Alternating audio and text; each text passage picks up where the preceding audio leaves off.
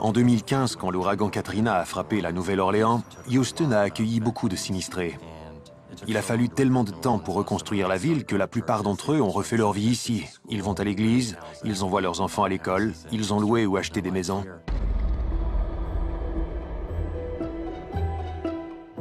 À Houston, le taux de criminalité est plutôt élevé. J'ai suivi énormément d'affaires dans cette ville.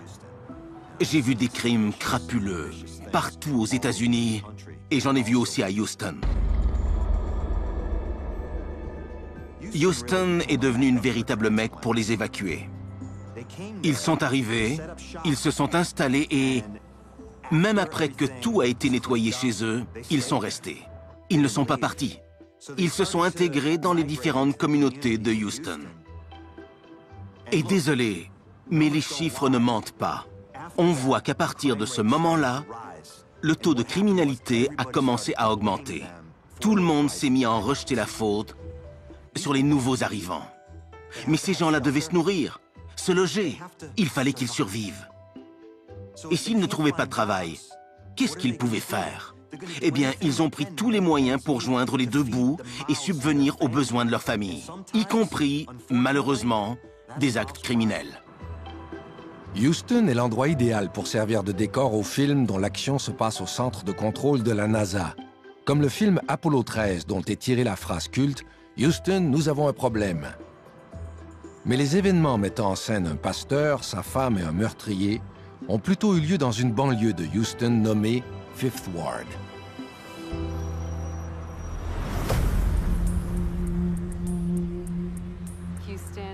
Houston est une ville où il y a énormément de chrétiens pratiquants.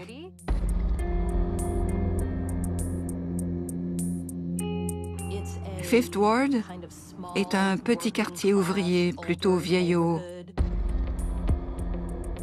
L'église accueille surtout les gens du quartier, mais aussi certaines personnes de l'extérieur. Ces petites églises jouent un rôle central dans les communautés. Pour les paroissiens, l'église faisait partie d'eux-mêmes, en quelque sorte. Ils y étaient très actifs. L'église faisait partie de leur identité. Cette petite église au sein de la communauté est autogérée. Elle est dirigée par le pasteur et sa femme.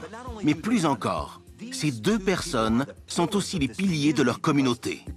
Parce que les paroissiens comptent sur l'église pour leur fournir un abri parfois, des vêtements, de la nourriture. Ce pasteur et sa femme sont non seulement leurs conseillers spirituels, mais aussi leurs amis, leurs thérapeutes, leurs employeurs quelquefois. Ils sont ceux vers qui on se tourne quand on a besoin d'une épaule pour s'épancher en temps de crise. Donc ces deux personnes, le pasteur et sa femme, sont extrêmement importantes pour cette petite communauté.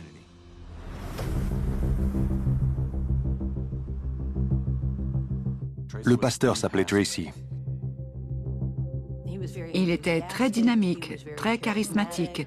C'était un très bon prédicateur.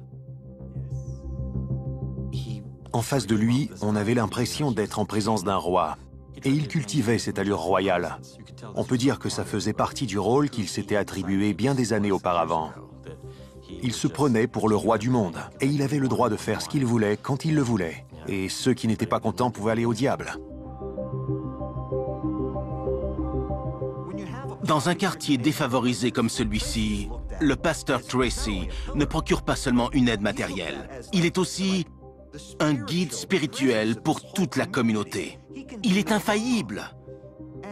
Et ce statut s'accompagne de lourdes responsabilités. Tracy et sa femme Paulette étaient des figures morales incontestées dans l'Église.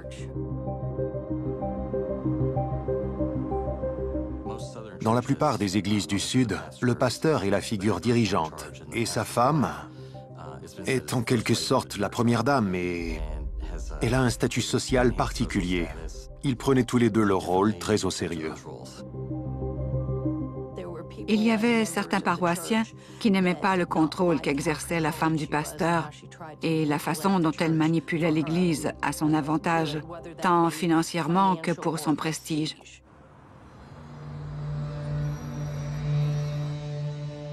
Trois ans après Katrina, Houston est également touché par un désastre naturel, l'ouragan Ike.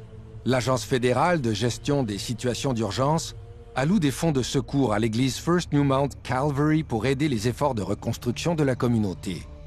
Le pasteur Tracy Burleson gère l'argent remis à son église.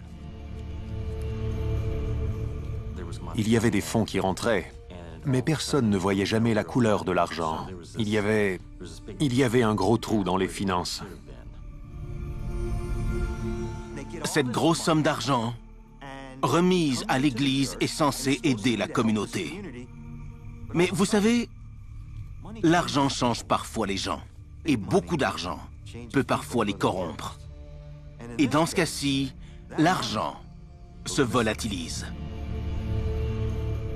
Les gens se demandent ce qui se passe et beaucoup de paroissiens soupçonnent le pasteur d'avoir détourné les fonds.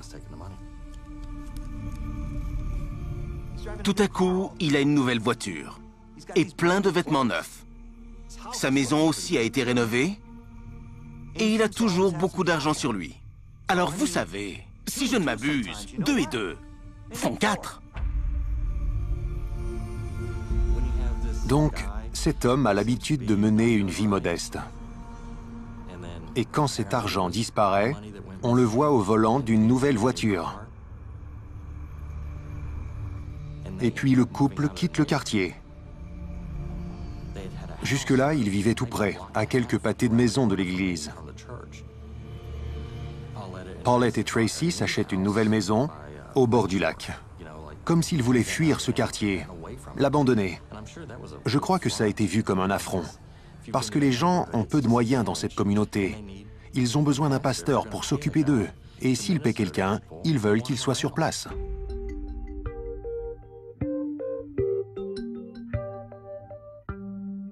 Les gens se refusent à croire que cet homme qu'ils respectent, en qui ils ont mis toute leur confiance, est aussi celui qui vole leur argent. Selon les paroissiens, Tracy n'a pas seulement un très net penchant pour le luxe, mais également pour les jeunes femmes. Des rumeurs de plus en plus persistantes prétendent qu'il aurait des relations sexuelles avec plusieurs membres féminins de la paroisse. Le pasteur de l'église, le pilier moral de la communauté, trompe sa femme. Il se met à coucher avec certaines de ses paroissiennes, sans doute en les manipulant et en leur faisant croire qu'il est un gourou, un grand homme. Il devient presque, à mon sens, un chef de secte. Ces femmes l'admirent tellement qu'elles gobent tout ce qu'il leur dit. Donc, il profite de la situation pour coucher avec toutes ces femmes qui sont visiblement très vulnérables. Apparemment, tout le monde était au courant de ces aventures. Même Paulette.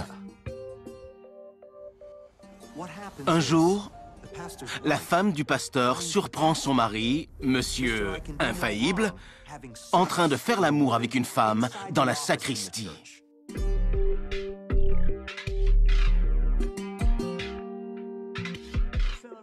La question qui se pose est de savoir jusqu'où il ira. Il n'a aucune limite.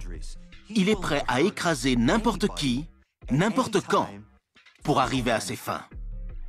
Il s'en fout complètement.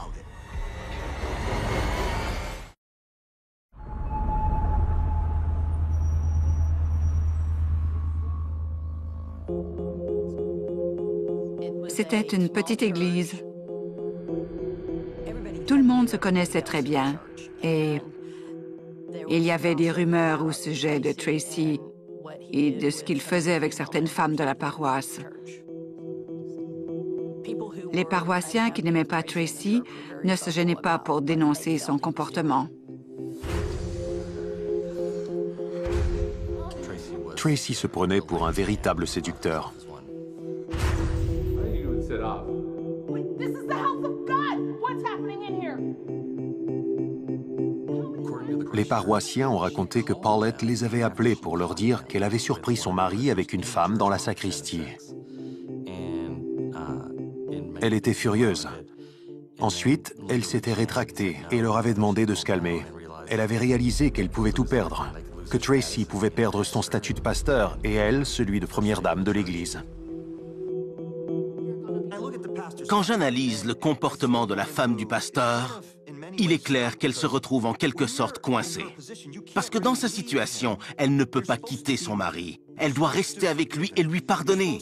Son rôle d'épouse est de demeurer aux côtés de son mari. Mais elle est déchirée. Elle sait qu'il couche avec toutes ces femmes et qu'il vole de l'argent. Alors, elle doit faire quelque chose. Il y a beaucoup d'avantages à être la femme d'un pasteur, surtout dans une ville comme Houston. C'est sans doute pour ça que Paulette est restée. Paulette se sent impuissante face à Tracy. Elle se sent acculée au pied du mur. Qu'est-ce qu'elle peut faire? Tout révéler à la communauté? Tout à coup, elle a une idée. Qu'est-ce qu'elle va faire? Eh bien, elle va se servir du fils de Tracy, un tout jeune homme. Elle se met à le maltraiter, à l'agresser verbalement. Psychologiquement, elle le démolit. Elle va s'acharner sur son beau-fils pour lui faire payer tous les péchés de son père. J'ai déjà vu ce genre de cas où la colère n'est pas dirigée sur la personne fautive, mais sur un autre membre de la famille. C'est ce qui est arrivé.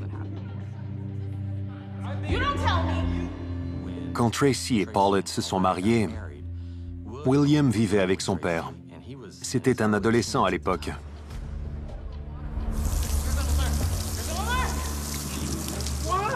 Elle l'obligeait à se doucher dehors avec un tuyau d'arrosage. S'il arrivait sale, elle le nettoyait avec le tuyau d'arrosage. Elle ne voulait pas qu'il prenne sa douche à la maison.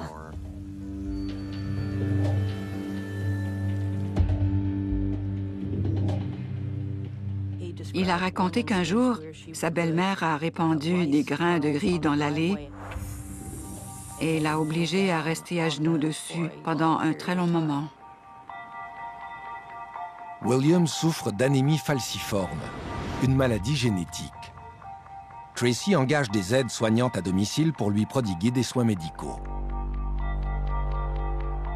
Beaucoup d'aides soignantes se sont succédées. Mais elle ne restait jamais longtemps. Il en rejetait le blâme sur ses parents. Il a fini par partir de chez lui pour aller à l'université. Mais il avait encore besoin de soins. C'est comme ça qu'il a connu Tyon. Son rôle était plutôt de l'aider à vivre avec sa condition. Elle avait quelques notions médicales qui lui permettaient d'aider William à comprendre son anémie falciforme et à vivre avec les conséquences de sa maladie. Au bout d'un moment, ils sont devenus amis. Tyon est quelqu'un d'intéressant parce que c'est une sinistrée de Katrina. Elle vient chez lui, elle prend soin de lui en tant qu'amie, leur relation est platonique, elle veut l'aider, elle veut être là pour lui. C'est ce qu'elle fait dans la vie, aider les gens de sa communauté. Les dossiers de la police mentionnent que Tyon Palmer et William ont développé au fil du temps une profonde amitié. En 2009, William la présente à sa famille et ses amis. Il leur a dit que leur relation était platonique. En fait, il était amoureux d'elle. Et je crois que c'était sans doute réciproque.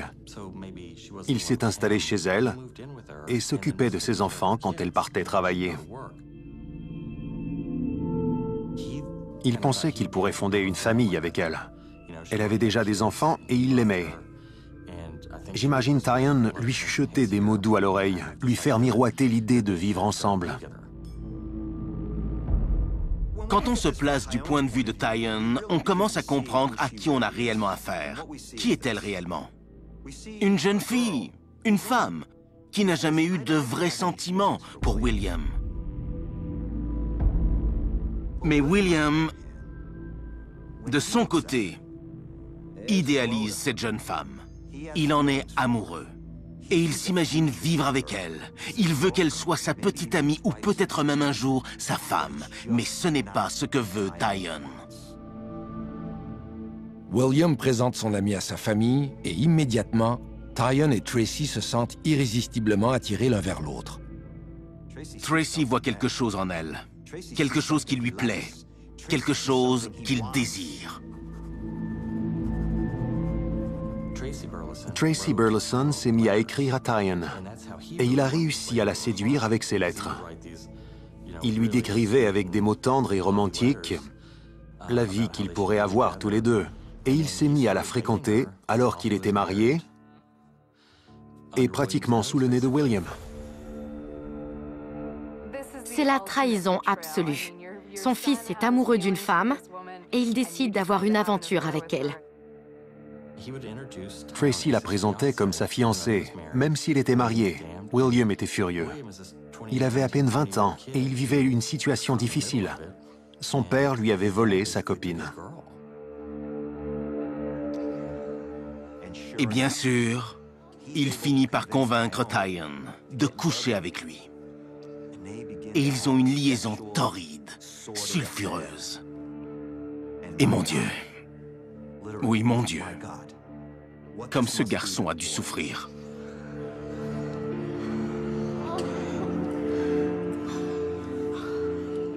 Au bout d'un moment, Tyon lui dit « Tu sais, tu devrais te débarrasser de ta femme. Je veux que tu divorces. » Il lui répond « Non, je vais perdre mon statut de pasteur. Je ne peux pas divorcer. Il n'en a jamais été question. » Très bien. Tu l'auras voulu.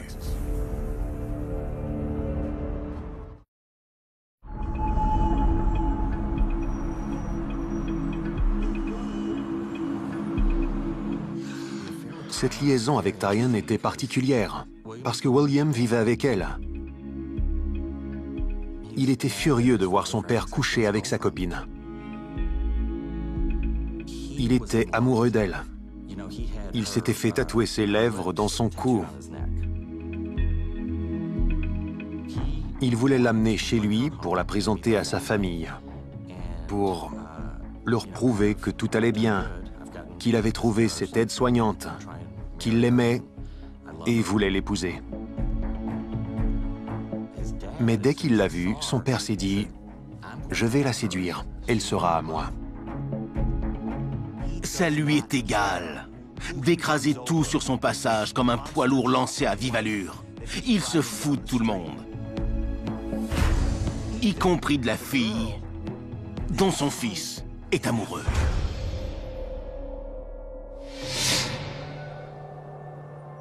À partir de 2010, les anciens de la paroisse entreprennent des démarches pour que Tracy Burleson soit démis de ses fonctions à l'Église en vertu des rumeurs croissantes qui l'accusent d'infidélité et de détournement de fonds. Un scénario qui n'est pas sans rappeler celui du film Doute, dans lequel le père Flynn, joué par Philip Seymour Hoffman, est soupçonné d'inconduite sexuelle grave. Le but des paroissiens, en fin de compte, était de se débarrasser de Tracy.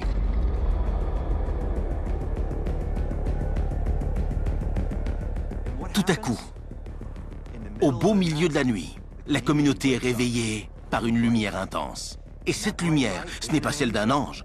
Ce n'est pas Dieu qui descend du paradis. Si le ciel est embrasé, c'est parce que quelqu'un a mis le feu à l'église. C'est assez rare qu'une église prenne feu, surtout quand il n'y a personne à l'intérieur. On n'a jamais pu savoir les causes exactes de l'incendie.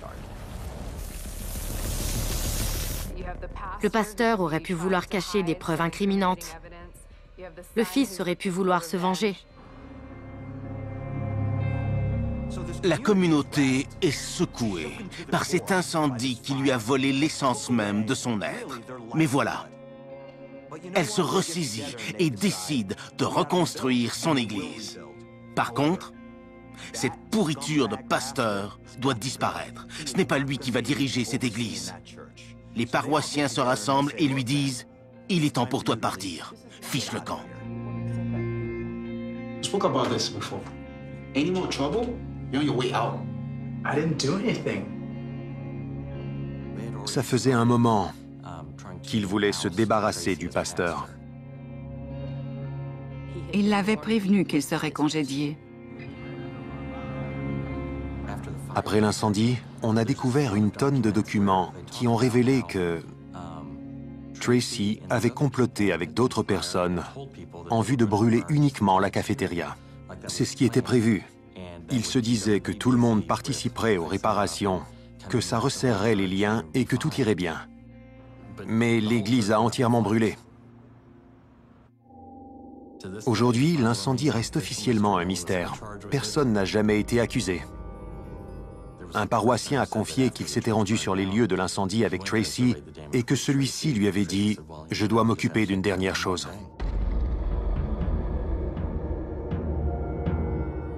Ce qui arrive ensuite est vraiment le point culminant de toute cette tragédie. L'affaire dans son ensemble est une tragédie, mais ce qui va suivre dépasse l'entendement, et de loin. Plus tôt ce jour-là, un voisin avait entendu des gens se disputer, puis quelqu'un crier.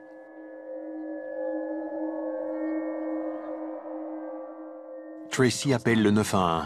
Les policiers arrivent peu de temps après et le trouvent penché sur un corps. Il dit qu'il ne sait pas ce qui est arrivé, qu'il est simplement parti au magasin faire quelques courses et qu'en rentrant, il a trouvé sa femme morte. La femme du pasteur a été tuée devant sa maison, abattue d'un coup de fusil. Son meurtre paraissait suspect parce qu'il était survenu la même semaine que l'incendie à l'église. Les enquêteurs examinent les faits et se disent « Il y a quelque chose qui cloche dans cette histoire ». C'est vrai, toute cette affaire leur paraît bizarre. Et ce type a un alibi presque parfait. Au début, la police soupçonnait Tracy Burleson parce que l'histoire qu'il avait racontée sur les lieux du crime ne tenait pas debout. Ce fut le point de départ de l'enquête. Quand les policiers sont arrivés, Tracy a raconté qu'il était allé à une petite épicerie située dans le quartier et qu'au moment de quitter la maison, il avait vu Paulette assise dehors sur une chaise devant le garage. Il prétend qu'il était parti au magasin et qu'en rentrant dans l'allée qui menait à la maison, il avait vu sa femme morte. Elle avait été assassinée. D'abord, il a dit qu'il était parti chercher des barres chocolatées, des chips, des choses du genre, mais il n'y avait aucune trace de ces emplettes dans son véhicule. Il a raconté qu'il avait mangé ce qu'il avait acheté tout en roulant et qu'il avait jeté les emballages, mais rien ne le prouvait. Les témoignages de Tracy sont contradictoires. Il dit « Je suis allé au magasin, j'ai acheté quelques trucs », mais il n'a ni les articles ni le reçu. Et quand les policiers se rendent au magasin, surprise, il est fermé. Les enquêteurs le soupçonnaient pour une simple et bonne raison. Il disposait de preuves matérielles trouvées sur la scène du crime. Il savait que le véhicule de Tracy était sur place au moment du meurtre, parce qu'ils avaient trouvé du sang sur l'avant de la voiture. La seule explication possible, c'est que le véhicule se trouvait là au moment où Paulette avait été tuée. On avait aussi trouvé une douille de balle près de l'un des pneus, qui n'aurait pas pu se retrouver à cet endroit si la voiture n'avait pas été là. Et si la voiture n'avait pas été là, elle aurait roulé sur la douille en arrivant et l'aurait écrasée. On ne l'aurait pas retrouvée intacte. Dans toutes les affaires de meurtre, la scène de crime parle, même si tout le monde se tait. Ici, qu'est-ce qu'on a? On a la douille du fusil avec lequel on a tué la femme du pasteur. La voiture était là quand Paulette a été tuée. Je n'ai pas tué ma femme. Toutes les réponses sont là. Il suffit de creuser un peu. D'après le rapport d'autopsie, une seule balle a transpercé la tête et le cou de Paulette, la tuant presque instantanément. La liste des suspects était longue. Il y avait son mari, qui avait une liaison et aurait pu vouloir se débarrasser d'elle, son beau-fils, qui lui en voulait pour la façon dont elle le traitait, et la maîtresse, qui voulait son amant pour elle toute seule. Je travaillais au sein d'une division des crimes spéciaux et des délinquants graves. Mon rôle était d'aider les policiers à l'étape de l'enquête, avant même que des accusations soient portées. C'est ce que j'ai fait dans cette affaire. J'ai aidé les enquêteurs du bureau du shérif à déterminer la direction que cette enquête devait prendre. Il y a toutes ces questions sans réponse. Tous ces mensonges. Parce qu'ils savent qu'il ment. Ça, ils le savent. Ce qu'il y a de fascinant avec ce crime, c'est que les enquêteurs étaient persuadés que Tracy était mêlé à tout ça. Mais ils n'en avaient aucune preuve, et Tracy n'avouait rien.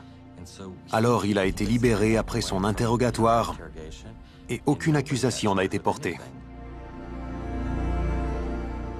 Quand les enquêteurs se sont mis à interroger la communauté, ils ont fait une découverte étonnante.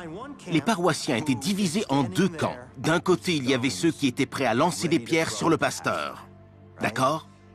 Prêts à le condamner, à le traiter de meurtrier, à dire qu'il avait volé de l'argent, qu'il avait couché avec une multitude de femmes.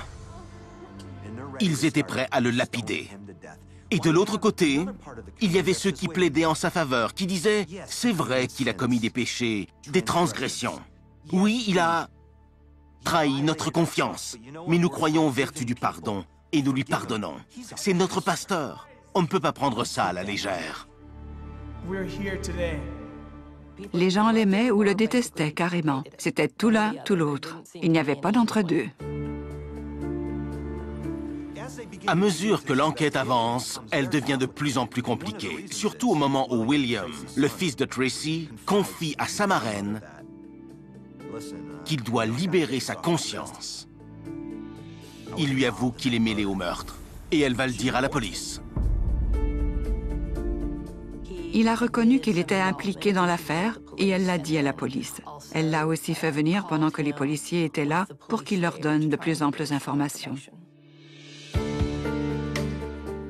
Oui, les interrogatoires de la police peuvent parfois être très musclés.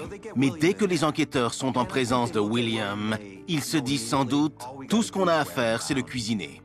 Il va finir par craquer et tout avouer.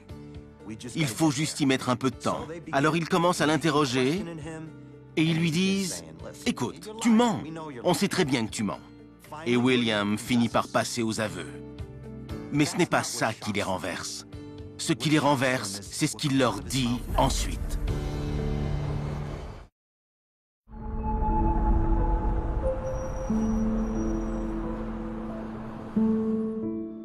D'un côté, il y a Tracy, qui aurait sans doute voulu que sa femme meure, pour enfin être libre de faire ce qu'il voulait. Et puis de l'autre, il y a William, qui détestait sa belle-mère et subissait ses mauvais traitements. Finalement, William avoue. Oui, on a comploté ensemble. Et je l'ai tué. Et oui, mon père et moi, on couchait avec la même femme.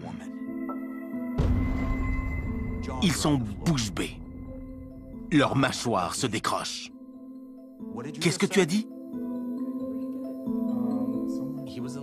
Il était amoureux de Tyan et il couchait avec elle. Son père couchait aussi avec elle et disait à tout le monde qu'il allait l'épouser. Il y avait Tyan et Tracy, Tyan et William, Tracy et Paulette, et il y avait la relation de Tracy avec son fils. Tous ces ingrédients se sont combinés pour provoquer une catastrophe.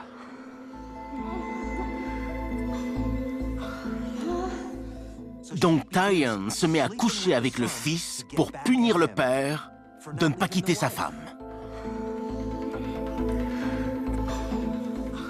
Je crois qu'il faut être assez perturbé pour coucher à la fois avec un homme marié et le fils de celui-ci.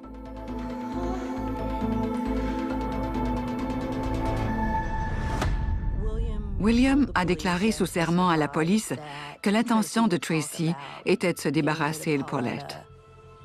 We need to find a way out of this. I can't divorce her. Tracy en parlait souvent et finalement, il a carrément demandé à William de tuer Paulette à sa place. Et s'il acceptait de le faire, il lui donnerait une partie de l'argent de l'assurance vie. Why don't you do it yourself? I've seen the way she treats you. You want this just as bad as I do. Il révèle des faits vraiment stupéfiants, s'ils sont vrais. Son père lui aurait dit, « Écoute, je veux que cette femme sorte de ma vie. Je veux passer à autre chose. Mais je ne peux pas divorcer. Elle doit mourir.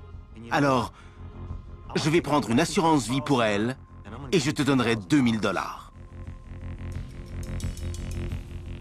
William accepte. Mais pas pour l'argent. 2000 $? Que faire de 2000 $ quand on vient de tuer quelqu'un? On ne peut même pas quitter l'État avec ça. William accepte plutôt parce qu'il déteste cette femme. Elle le harcèle. Elle le maltraite. Maintenant, il va se venger d'elle. C'est pour ça qu'il accepte. I'd probably do it for free. Quand on se penche sur ce trio, Tyon, Tracy et William, on voit qu'ils se manipulent les uns les autres. Pendant que William se demande s'il va commettre le meurtre, Tyon lui fait une proposition. « Écoute, je suis d'accord, je vais participer au meurtre parce que je veux épouser ton père et que c'est impossible tant qu'elle est en vie. Mais tu sais quoi? Pour te remercier, William, je vais coucher avec toi et tout de suite. » Et ils couchent ensemble. Tyon est une grande manipulatrice. C'est elle qui tire toutes les ficelles pour que le coup réussisse. Une situation comme celle-ci, où un père et son fils couchent avec la même femme, je trouve ça sordide. On est loin, vraiment très loin de ce que les gens normaux considèrent comme un comportement acceptable. Vous savez, généralement, les gens ne font pas ce genre de choses. Les gens normaux, du moins. C'est répugnant. En commettant un adultère et un meurtre, il avait déjà violé 2 commandements. C'était quelque chose de grave pour ses paroissiens. Lors d'une conversation enregistrée, William Fuller avoue que son père l'a engagé pour tuer sa belle-mère dans le but d'encaisser son assurance vie de 60 000 $. Tracy lui a promis 2000 $ pour appuyer sur la détente. Un crime manifestement bien planifié, mais bien mal exécuté. William raconte que ce qui s'est passé ce soir-là a été amoral, prémédité et cruel. Il attend dans le garage. Et Paulette, la femme du pasteur, s'installe dehors. Elle profite, comme à son habitude, d'une agréable soirée texane. Et soudain, il sort du garage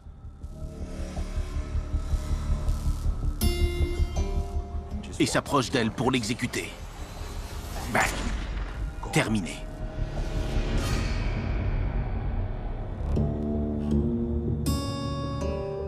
Tyon arrive et il monte dans sa voiture.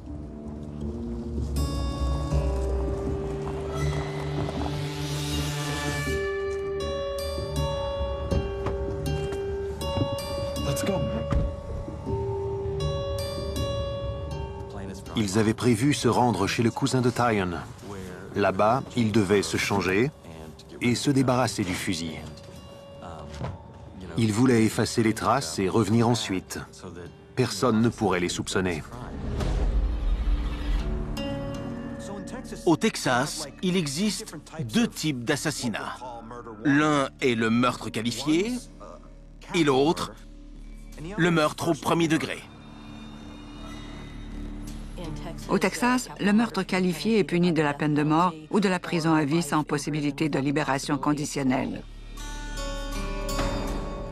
Pour un meurtre au premier degré, vous pouvez être libéré après 20 ans. Mais quand il s'agit d'un meurtre qualifié, on doit tenir compte des circonstances aggravantes qui viennent alourdir la peine.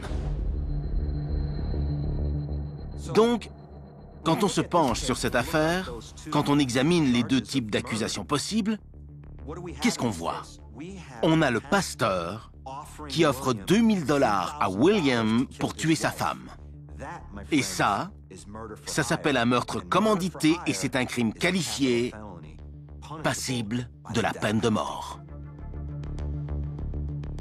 Les dossiers de la police révèlent que Tracy nie catégoriquement avoir soudoyé William. Il affirme Je n'ai pas payé mon fils. Je n'avais pas d'argent pour le payer.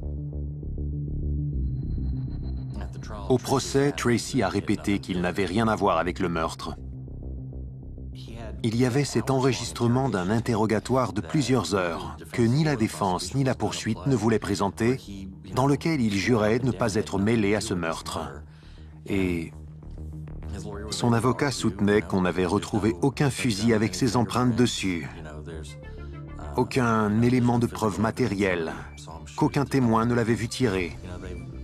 L'accusation ne tenait qu'à la version d'un jeune homme, coincé dans un triangle amoureux avec son père, qui voulait l'incriminer pour s'en tirer et simplement partir avec Tyon. Le pasteur Tracy insiste. Je ne lui ai pas offert de l'argent. Non, non. Tout ce que veut Tracy, c'est sauver sa peau. Non, je ne lui ai pas promis d'argent. C'est sa parole contre la mienne.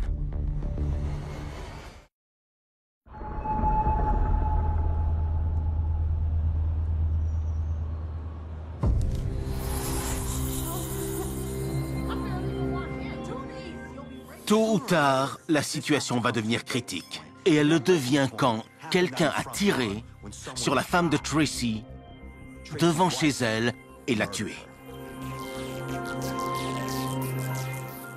Si Tracy s'était contenté de dire « Je veux que tu la tues parce que tu la détestes, je veux m'en débarrasser », on aurait pu parler d'un meurtre au premier degré et il aurait pu sortir de prison au bout de 20 ou 25 ans. I got a life insurance policy on her. You do this, you get $2,000 out of it.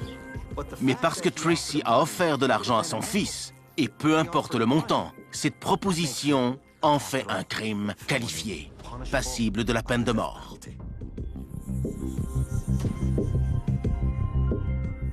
Le procès de Tracy a suscité un grand intérêt dans la communauté, surtout de la part des paroissiens. Beaucoup de gens venaient assister aux audiences. Tracy avait l'air de croire qu'il pouvait s'en tirer. Il avait vraiment la tête de quelqu'un qui se demande pourquoi il est là.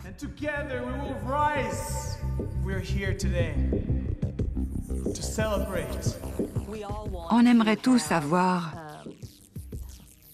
une foi indéfectible en nos chefs religieux et croire qu'ils vont se conformer aussi bien aux lois de l'Église qu'à celles du pays. Alors quand un pasteur transgresse les deux, ce n'est pas rassurant. Ça risque d'ébranler notre confiance envers l'Église, mais aussi envers les lois du pays.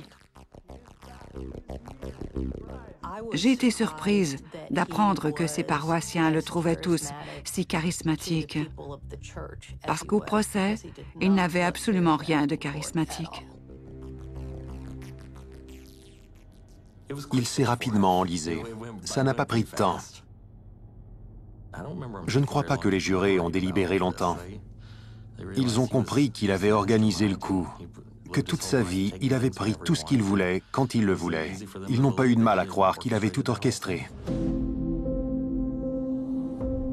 L'avocat de Tyon a élaboré une stratégie futée, celle de faire passer William Fuller pour quelqu'un d'imprévisible, à qui on ne pouvait pas faire confiance, qui était prêt à dire n'importe quoi pour obtenir ce qu'il voulait, et qui n'arrivait même pas à se présenter à la barre des témoins pour répondre aux questions sans perdre son calme. Il avait assisté au premier procès et avait remarqué ce même comportement. Et durant le procès de Tyon, il a tenté d'influencer William. Il prenait la parole à tour de rôle. Le juge les a même réprimandés. Il a ordonné à l'avocat d'arrêter de chercher à influencer William et à William d'arrêter de vociférer. Et ça a marché. Quant à Tyon, elle avait l'air d'une mère dévouée. Elle s'est dépeinte comme une aide-soignante, une femme qui prenait soin des gens, qui avait 3 enfants. On lui aurait donné le bon Dieu sans confession. La pauvre, elle était tombée dans les griffes de ces hommes malfaisants. Qui sait ce qu'ils auraient pu lui faire après avoir commis ce meurtre crapuleux? Oui, c'était réellement une stratégie brillante. William a déclaré que Tyon lui avait fourni l'arme et qu'elle était venue le chercher après le meurtre. Ils étaient d'abord allés chez le cousin pour se débarrasser du fusil. Ensuite, ils étaient rentrés. William a fini par conduire les policiers à l'endroit où était cachée l'arme du crime. J'en voulais énormément à Tyan d'avoir manipulé William comme elle l'avait fait. I think you should do it.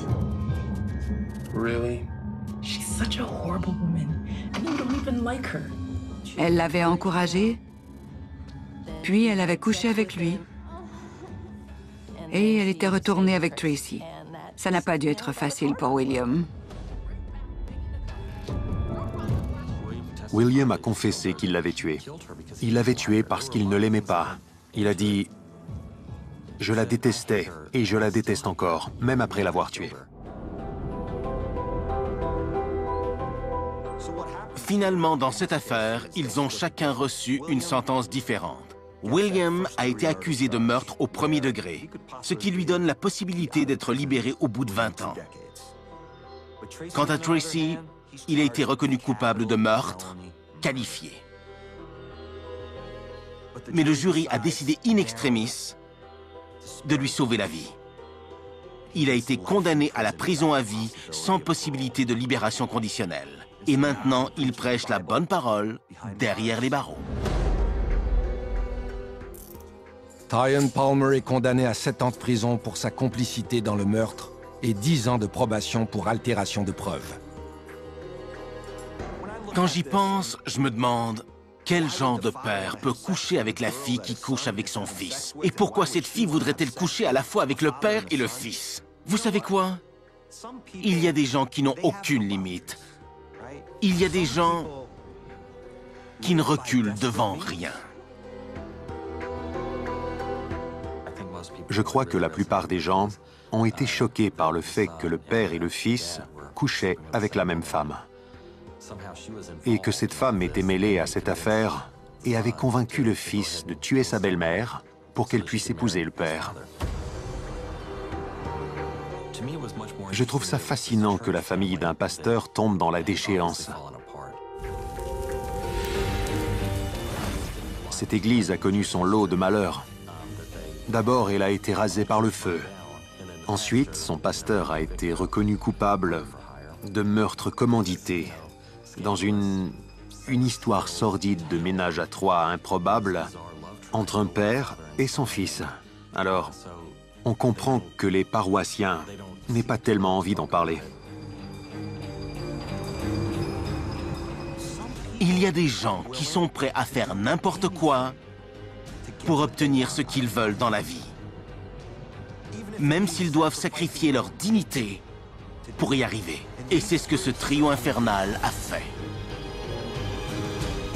C'est si facile de divorcer de nos jours. Pourquoi en arriver là?